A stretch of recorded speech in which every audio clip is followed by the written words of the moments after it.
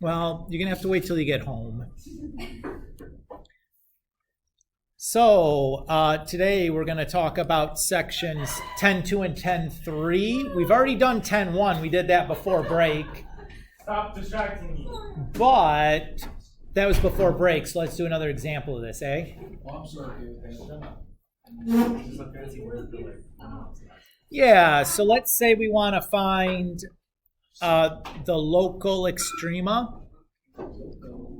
So to do that, we're going to start by taking the derivative of the function. What is the derivative of x cubed minus 12x? Okay. And then we would set that equal to 0 and solve.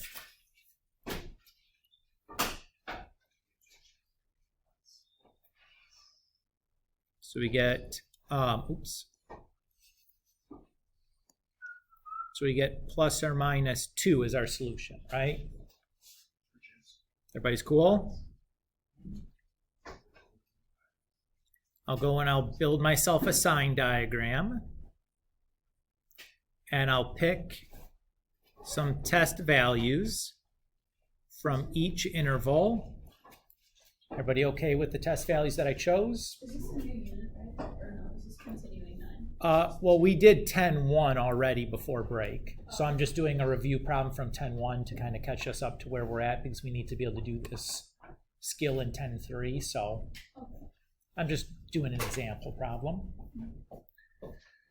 Okay, so those would be everybody's okay with the test points I chose? Makes sense as to what I chose? Does it really matter what I choose? No, as long as it's from the interval, you're good. Where do I plug those in to check them? Yes.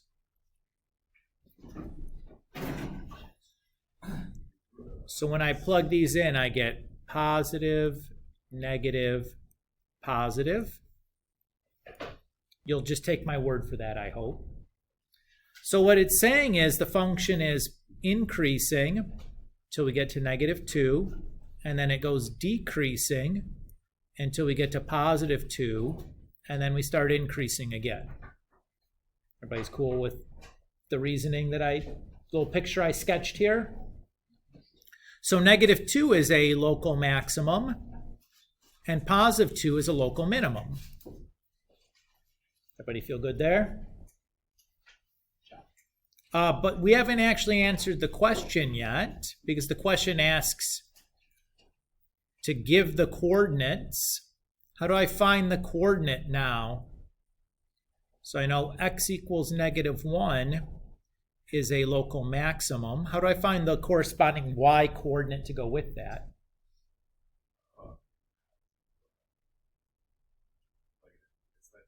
Plug it into what? Into f of x.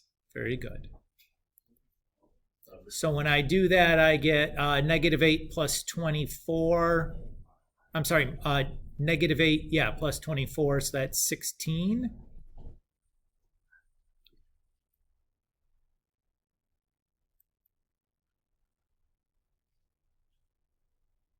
When I plug 2 in, I get 8 minus 24, so that's negative 16. So those are the coordinates of my local min and local max.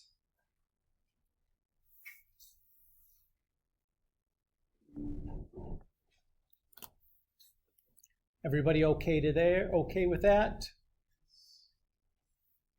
Okay. So in 10.2, we're going to be talking about tangent lines and normal lines to the curve. Tangent lines are essentially parallel to the curve at a point. What that means is that their slope will be the same as the derivative. And normals are perpendicular.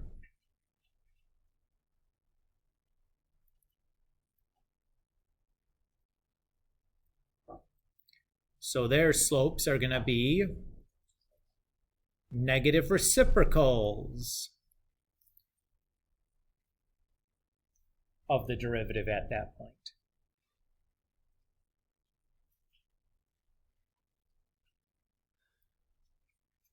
Feel okay there? So normal, same slope as the derivative. I'm sorry, tangent, same slope as the derivative.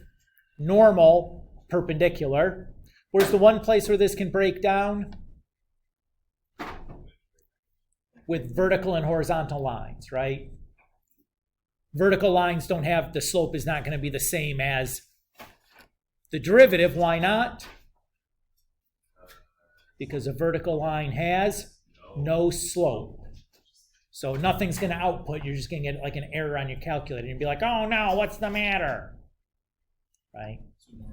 Yeah, but it's easy. It's just, it's like x equals the x is, and you're done. That's the vertical line. Whoop-de-doo, right? And then what kind of perpendicular lines do we have to worry about then? Vertical and horizontal, right? Again, we just know that those are perpendicular. Their slopes won't actually be negative reciprocals because the vertical has no slope. What's the slope for a horizontal?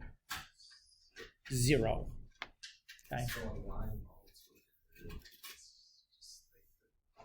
So like if I was looking at this example above, that's like my tangent. And like that would be like my normal. What does that use for it? Like, It would just ask you for the normal. We're about to see some examples.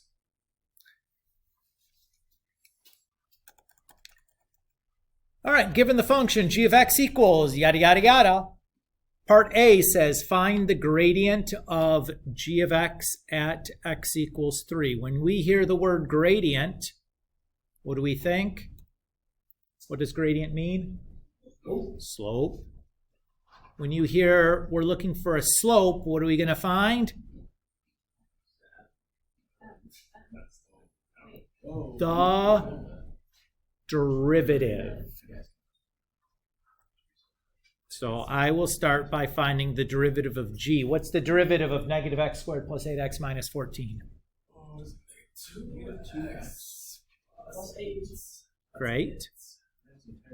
So my slope then is going to just be g prime of 3.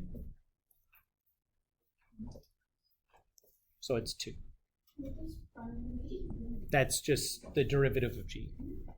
Derivative of one and same thing. In this context, yep.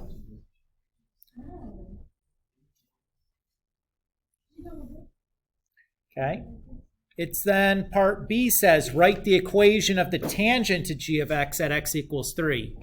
To write the equation of a line, I need 2 things. What do I need? Slope and a point. So the point is, or the slope is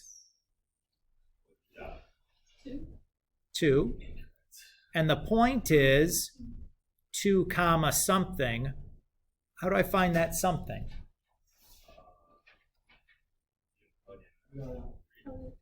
I plug it into, or I'm sorry, it should be 3 comma something. Yes, thank you. I plug it into g. Yes. So that's going to be negative 9 plus 18, that's positive 9, minus 14, so that's negative 5.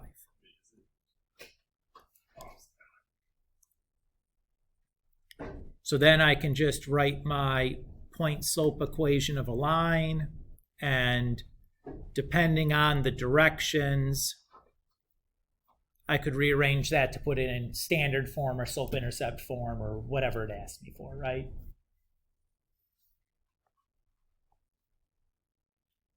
So far, so good. Part C says write the equation of the normal to g of x at x equals 3. Well, again, the normal is a line. So to do that, I need a slope and a point. What's the slope going to be?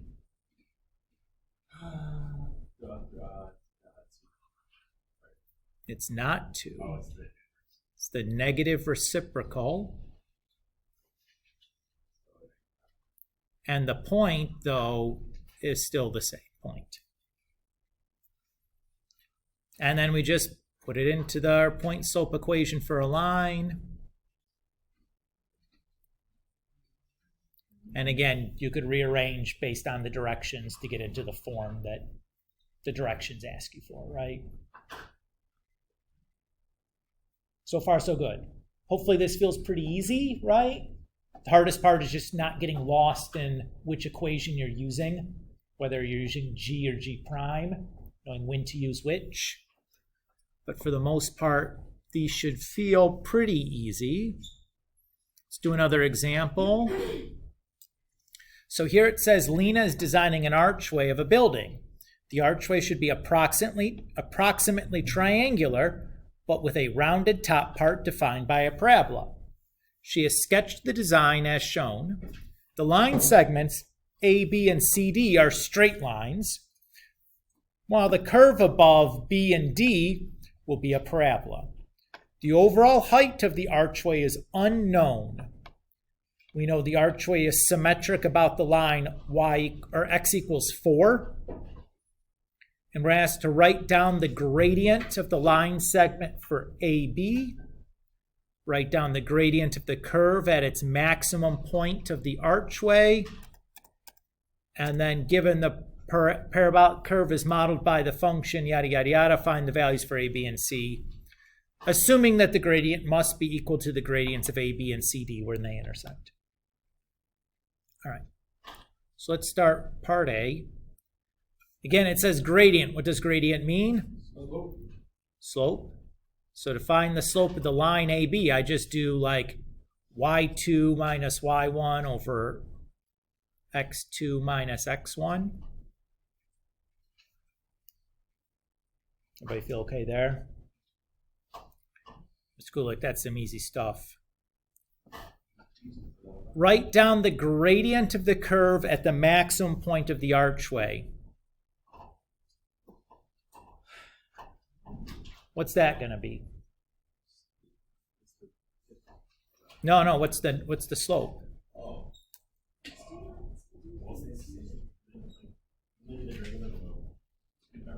Don't need to do that. Nope. Just from the words in that, you should be able to answer this question. It's 0. Why is it 0?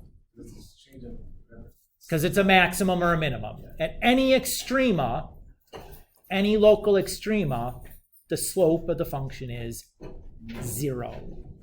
So again, you could have done some stuff, but like they don't want you to do some stuff. They just want you to write down 0 because you know it's an extrema. Slope is 0 there. Be done. Everybody's okay? All right.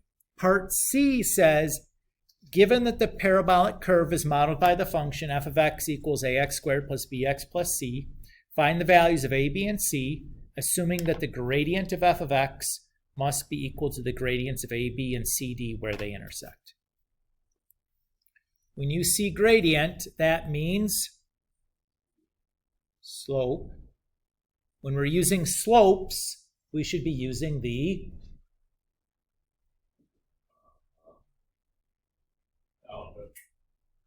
derivative. So let's calculate the derivative of f. What is the derivative of f?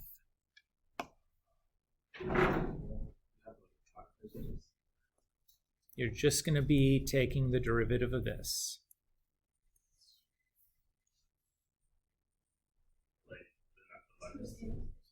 2ax plus b is correct. Everybody's okay with how we did that? Now, we know that if it has to match the slopes, what's the slope here at b? It has to match the slope of AB, right?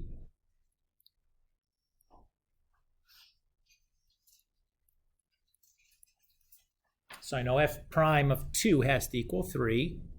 So 2 times A times 2 plus B has to equal 3. Everybody's okay there? What's the problem with this equation? Two variables. Can I solve that? No. What do I need to do? I need to find another equation in A and B to create a system. What other point do I know about? Well, yeah, but I don't think that's the best one to choose. The maximum, right? What is that? Where's that maximum at? Yeah. So I can also say 2a times 4 plus b is equal to 0.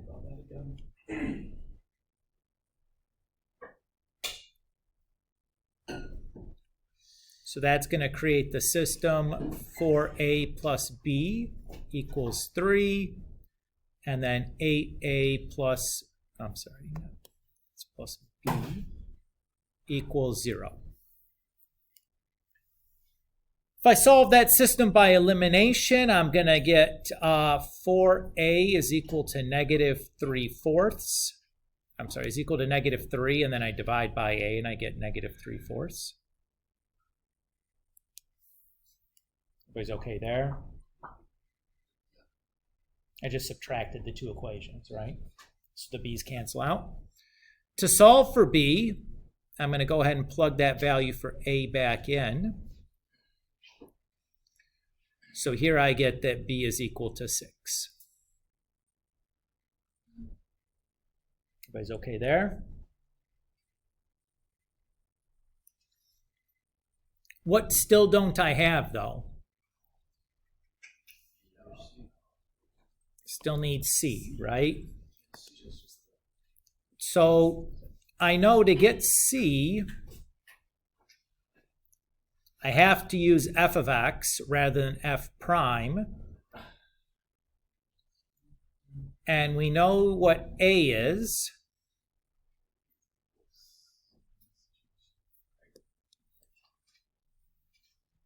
And we know what b is.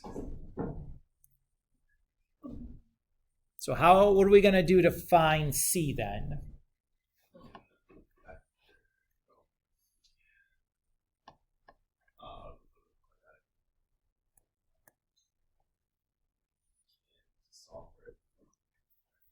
How about I use one of these 2 points, plug in the x and y, and then I can solve for c, right? So does it matter which point I plug in? Nah, man.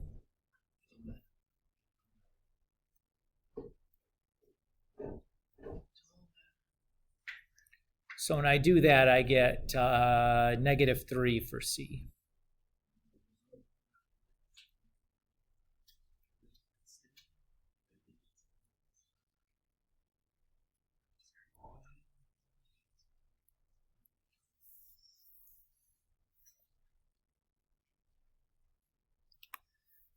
How'd you guys feel on that? It's probably as hard as it would get as a problem like that one where you have to like build a system and use like, okay, I know the derivative has to equal this here. I know it has to equal that there. And you could have found the slope at,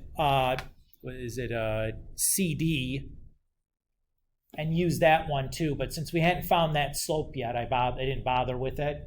I used the slope at x equals 4 instead. But you could have used the slope of CD, I think, to do the problem still. I didn't try it, but I would think it would work still. I just figured I'd use my answer from B that I already had. You know what I mean? All right. Let's do one more from 10.2, and then we're moving on. So it says, given the function h of x equals x cubed plus 4x over 2x squared minus 3x. What do you notice about this function? It's a fraction. Can I take the derivative of this? Nobody except for Maria and maybe Tori can or myself, obviously, knows how to take the derivative of this. Are we going to learn how to take the derivative of this kind of function in this class? Yes. No. We will. Must. So what are we going to do? How are we going to do this problem? We use our calculator. We're just going to use our calculator. Even if we rewrite this thing, we won't be able to get into a form where we can know what to do with it. They would. Maria could do it. Why can't you just like? Let's have Maria on board. Because you have the common denominator would be 2x squared minus 3x. So it's not going to work because you don't have a monomial in the denominator. So it's none of the algebraic tricks we've used so far. Even if you did like polynomial division, your remainder's still going to have not a monomial divisor. So like it's not going to work. You have to use the quotient rule for derivatives, which we're not going to learn. All right. So in part A, it asks to find the equation of two vertical lines normal to H. So what do we know about normals? They're perpendiculars, right? So what's perpendicular to a vertical line? So what's the slope for those horizontals? 0. So what we're looking for then in part A is where the derivative of H is equal to 0. Is everybody okay with the reasoning we used to get there? All right. Now, again, we don't know how to do the derivative of this function h of x, but our calculator does. Now, the calculator is not going to be able to give us the derivative of this as an equation, but what it can do is give us the graph of this derivative. So that's what we're going to be using. So I'm going to start by pressing the y equals button and entering in the function in question.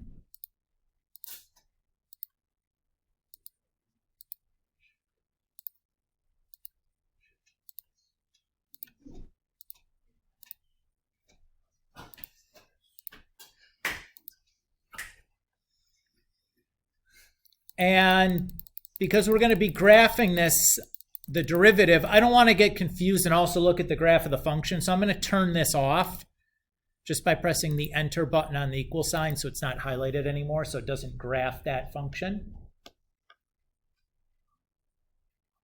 Now to make our calculator graph the derivative, let me show you how to do this.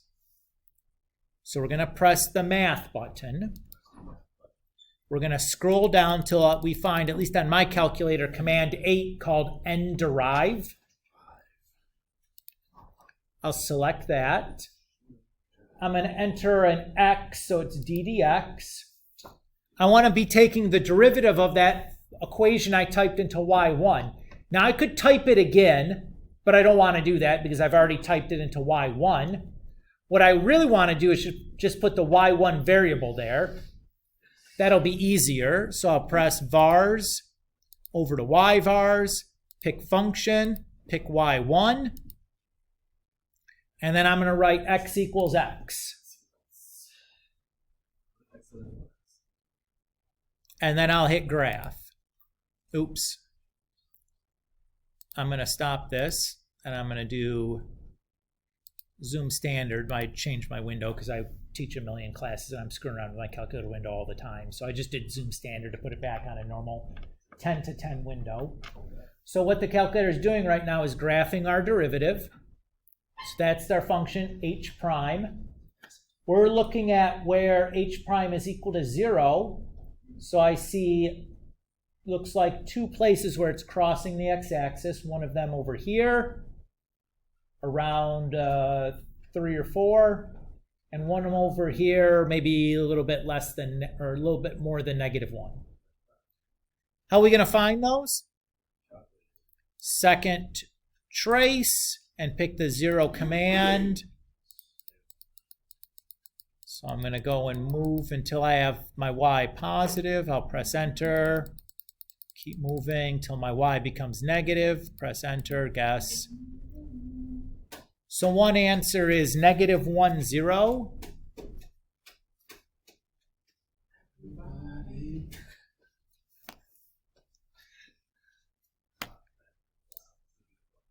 And then I'll repeat the same process here.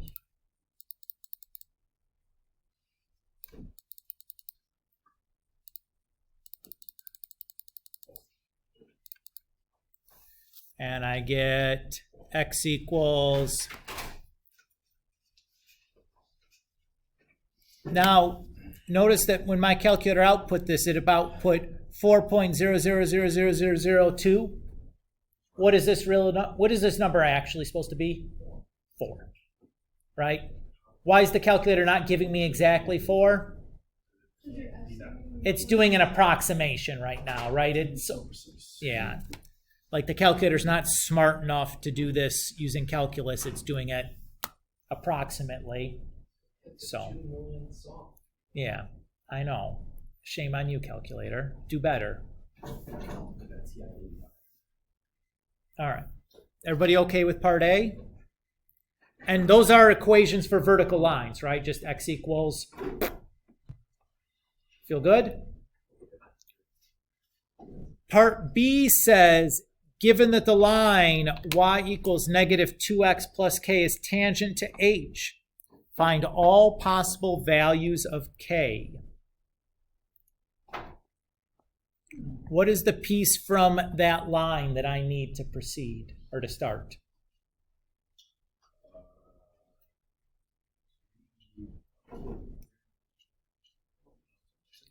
I'm going to be using its slope. If the slope for that tangent line is negative 2, what I need to find then are the x's where the derivative is equal to negative 2. To find that, again, I don't have an equation for h prime of x. What am I going to do? I'm going to graph the line y equals negative 2 and then find the intersections.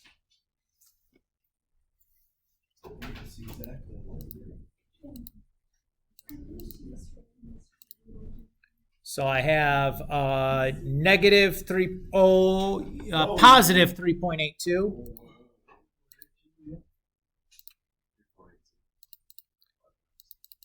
It was 382. And then positive 262.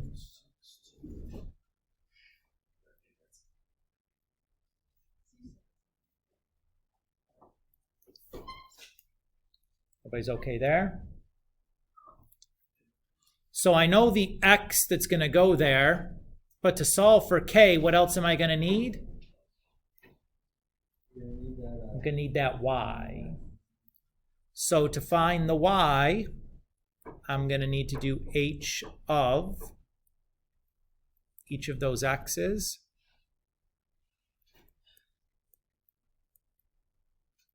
Now, am I going to manually plug that into the function h of x? Nah. I'm going to let the calculator handle it for me. That's what it's there for. So I'm going to do like, I remember I typed in h into y1. So I'm just going to do y1 of.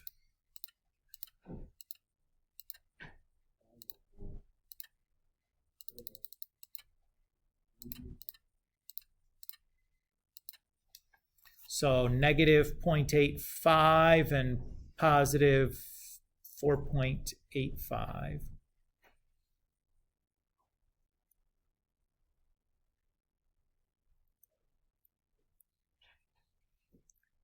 So I'm going to say y equals negative 2 times x plus k.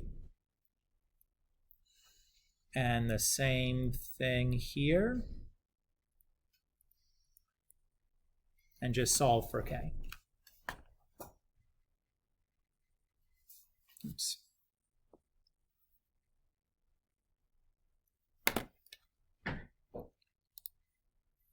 So we'll take this guy and we're going to add 2 times 0.382. So I have negative 1.09.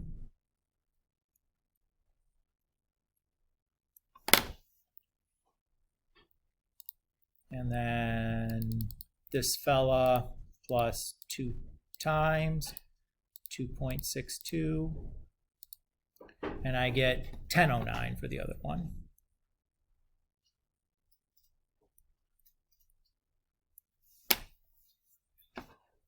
What do you guys think?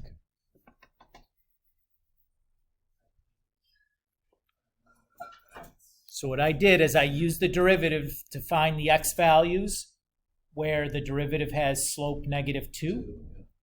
Using those x's, I found the corresponding y values for h, and then I plugged those x's and y's in to solve for k. So those will be all the possible k's for lines of this form, because there's only 2 spots on the curve where it has slope -2. What do you guys think? Okay. In section 10.3, we're going to be doing optimization. So an optimization problem is usually like finding the best way to do something. So finding like the shortest path or the cheapest way of doing something, or like the biggest container you can build from, some resources. It's finding like the best way of doing something, right? Now you can imagine in like a business setting, finding the cheapest way to manufacture something is of super interest, right? Or an engineering standpoint, like if you want to maximize, like the fuel flow, like build a part that maximizes fuel. This is obviously something that would be really of interest to you. And this is the kind of problem that is widely applicable to a whole number of real world fields, is this idea of optimization, finding the best way or the cheapest way or whatever of doing something. Yeah. So we have all the techniques we need in order to do this. So we're just going to kind of dive right in and do a couple of examples and then be done for today. Sound good? Okay. So the first example says the dimensions of a piece of A4 paper to the nearest centimeter are 21 by 30. It's possible to create an open box by cutting out square corners and folding the remaining flaps as shown in the diagram in figure 1010. So here's my sheet of paper. So these are the little squares I'm planning on cutting out. This is me cutting out the squares. When I fold up the sides, it makes like an open top box. Everybody's cool with the visual of what's going on? Okay. It says then to calculate the maximum volume of the open box. So if I want to find a maximum, what am I going to be doing? I need to look at the derivative, right? What am I looking for on the derivative? Where it's equal to 0, and then the sign change from positive to negative. Exactly right. So let's start by calculating a volume. If I want to calculate the volume of a box, how do I do that?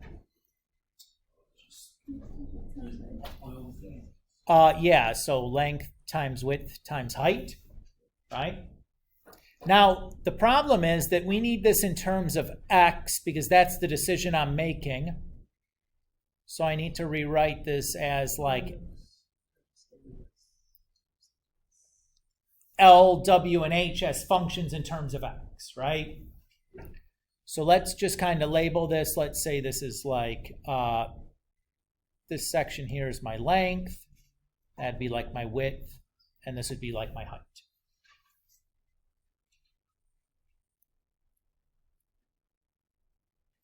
Now, one of these, it's very easy to write the function in terms of x. Which one is the easy one to write?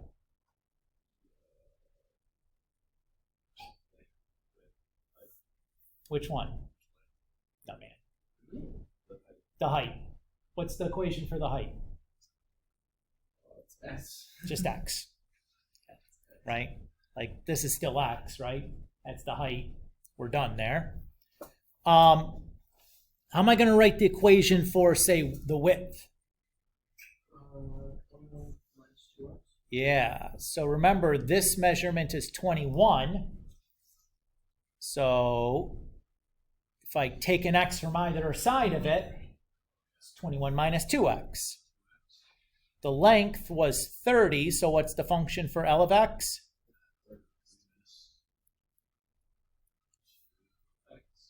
Right, feel good? So my volume function in terms of x is going to be 30 minus 2x times 21 minus 2x times x.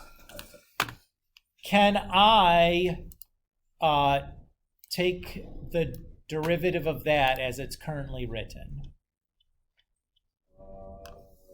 Not yet, it should be that. Yeah, no, I got to multiply it all out, right? Oh, yeah.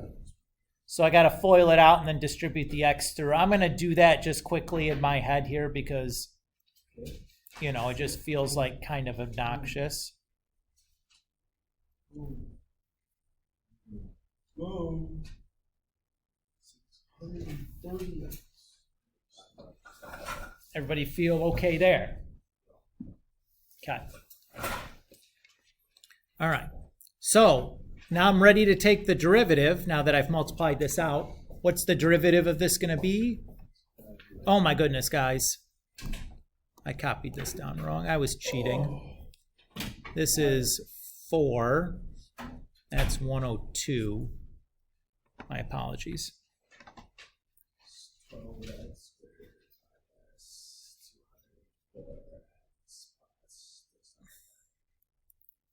Wonderful.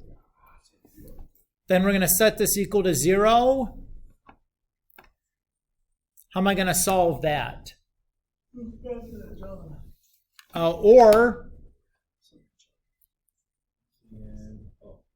Yeah, or what else? What if it's not factorable?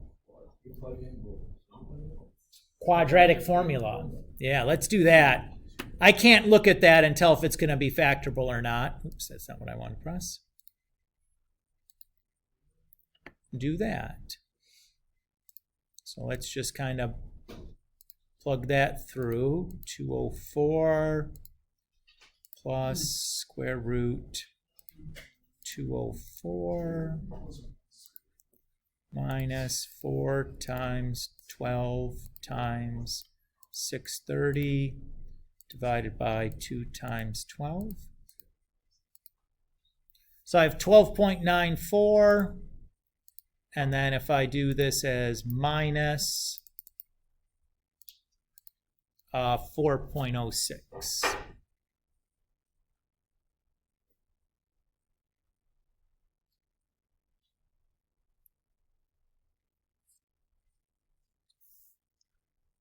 So far, so good?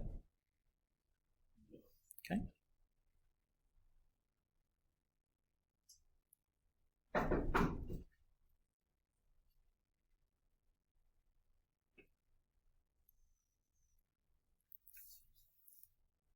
But let's pause for a minute and think about what's going on here. Because this is a real thing that we're building, right? Is the domain for x, is the domain for this function, where x is the measurement, the length of this cutout, all real numbers? No. What are the acceptable values for x? What's the smallest acceptable value? 0, okay? And what's the biggest possible cut for x? 30. Or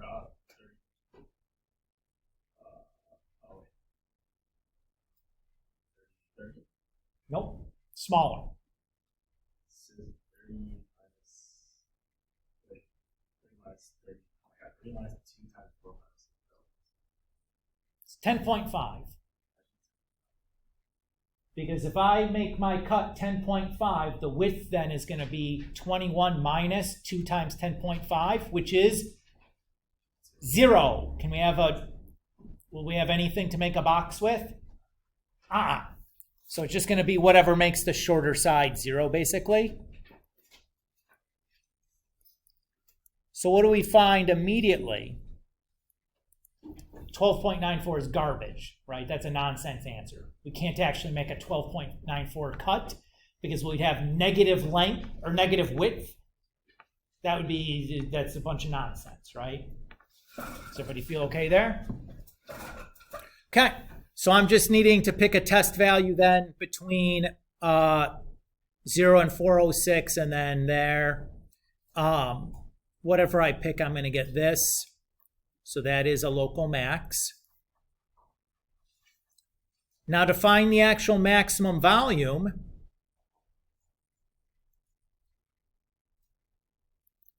I'm just going to take that 4.06 and plug in. When I do that, I get about 1,044.2 cubic centimeters. So that's the answer for part A. Part B asks for the dimensions of the box. Well, that's really easy. All I'm going to do is take this and plug in x equals 406, right? So when I do that, I get 21.9 by 12.9 by 406.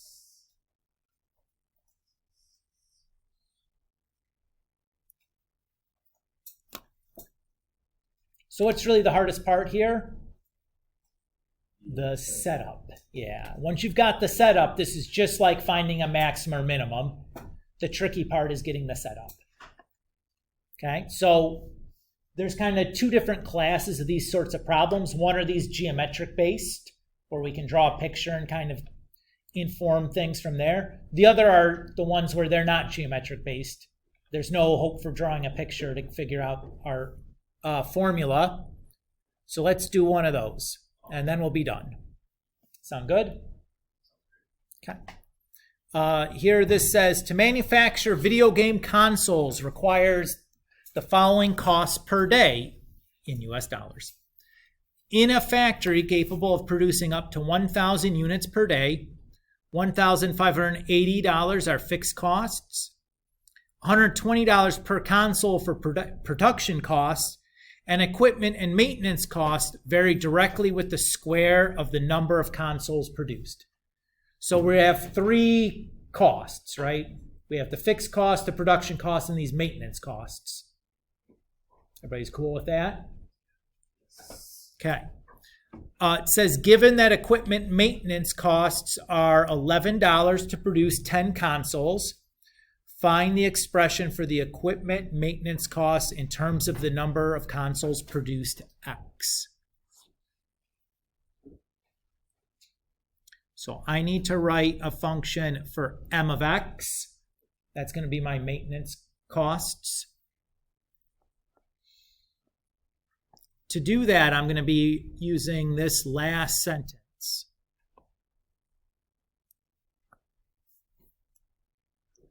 Okay, so let me show you how to decode this last sentence. When it says very directly, that means it's going to be k times something, square of the number of consoles produced. So that's x squared. Everybody feel okay there? What I need to do now is solve for k. In part A, we're told that it costs $11 in maintenance to produce 10 consoles.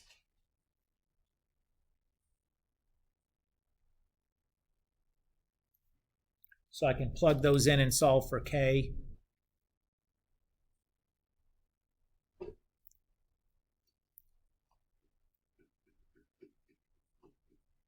So my maintenance costs are 0.11 x squared.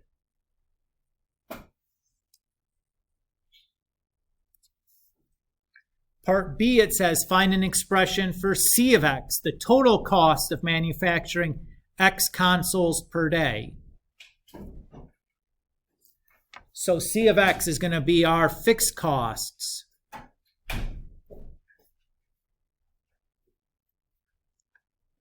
Plus our production costs, which is $120 per console.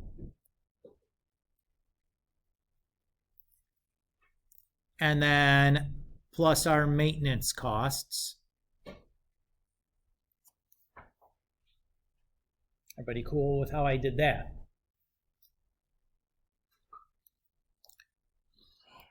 Part C says, show that the total manufacturing cost per day increases as production increases for all x greater than 0.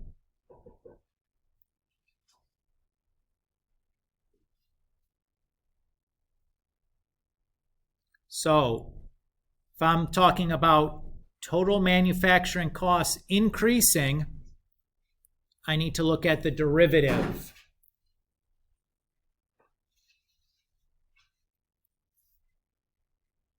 Everybody's okay with how I did that?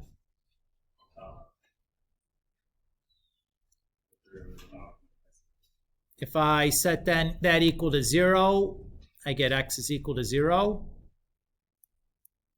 If I do a test value,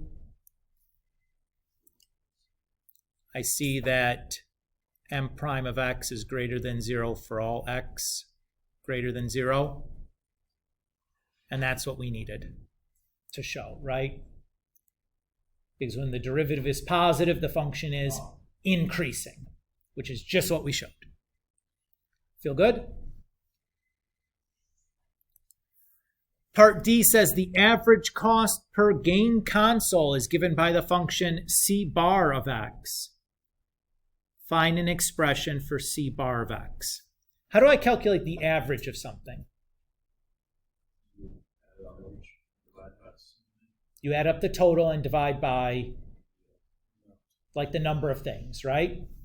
So what's my total cost? Well, that's just c of x, right? It's the total number of things produced. That's just x, right? X is the number of consoles. That's the number of things produced. So that's my function. So I could write it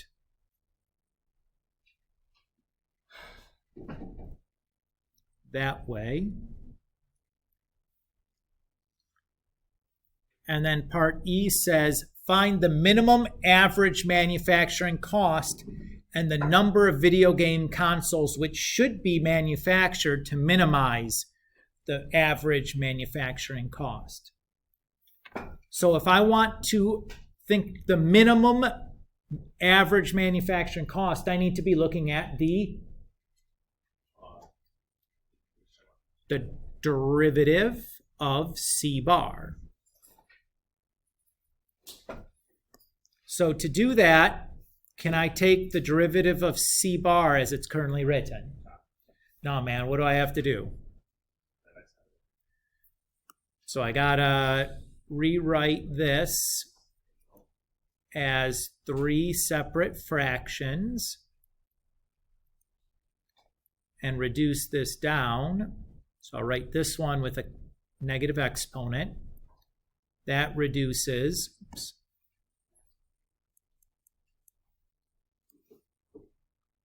So the derivative then is negative 1580 x to the negative 2 plus 0.11.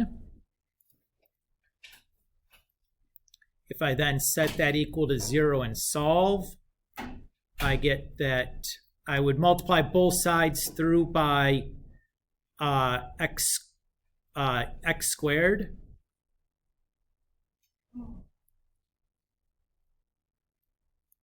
And then I can add the 1580 over and divide by 0.11 and then square root both sides.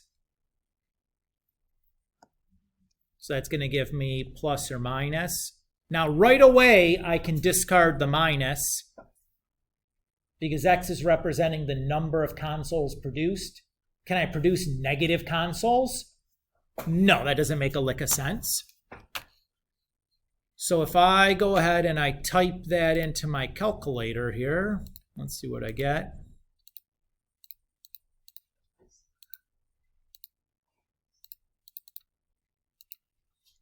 So that's about 120. Now, I need to check this, but again, for this c of x function, is x going to, or is the domain for this c bar of x going to be all real numbers? No. What's the minimum number of game consoles I can produce? 0. And the max is, it's 1,000. Why the heck is it 1,000? Because it told me in the problem that my factory can only produce 1,000 units a day.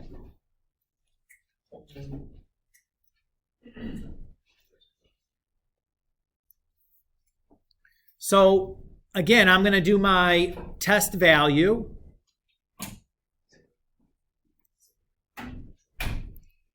And I get that 120 is a local minimum. Everybody's okay with that? But I'm not positive that's the absolute minimum because this is a closed interval. You know, I could have something like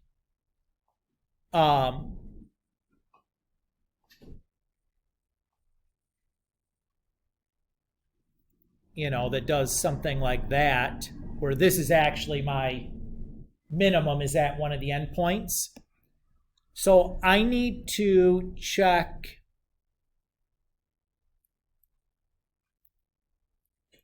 all three of these to just make sure that the C bar for 120 is actually going to be the smallest value. So this,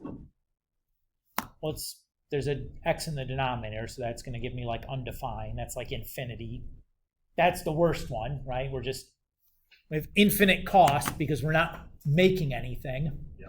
We've made 0 things and we still have the fixed costs of 1,500. So that's a pretty bad deal. To do this, though, instead of like plugging these things in, I'm going to just type it in like this way. So I can just have the calculator plug the number in, since I have to do it a couple of times.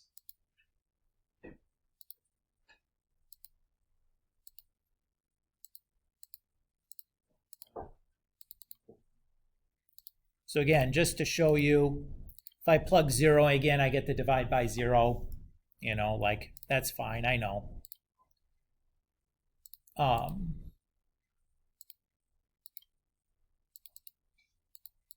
If I plug the 120 in, I get 146.37. If I plug in 1,000, I get 231.58.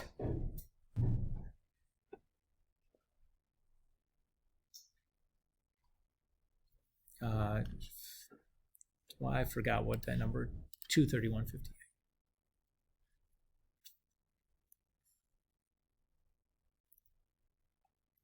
So that's the minimum average cost per console. And we want to manufacture about 120 of those to get that minimum cost. I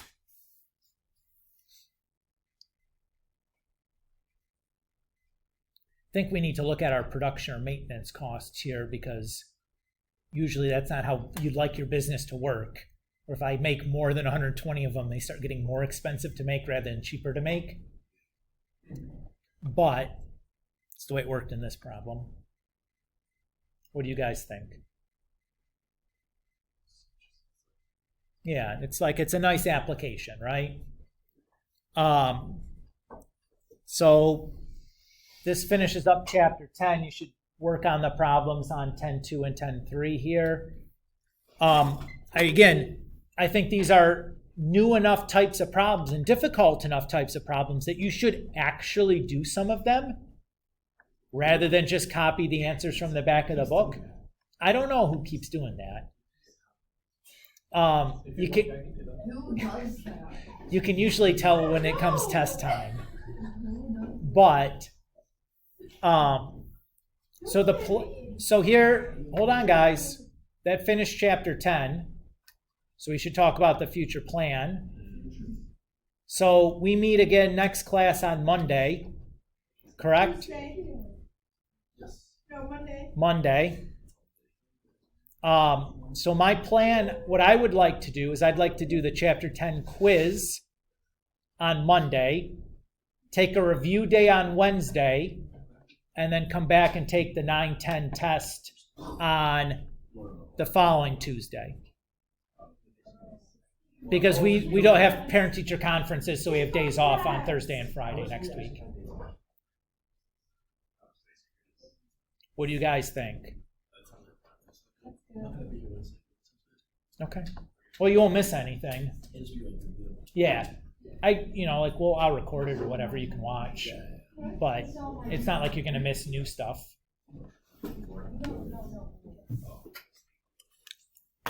What do you guys think? Fair enough?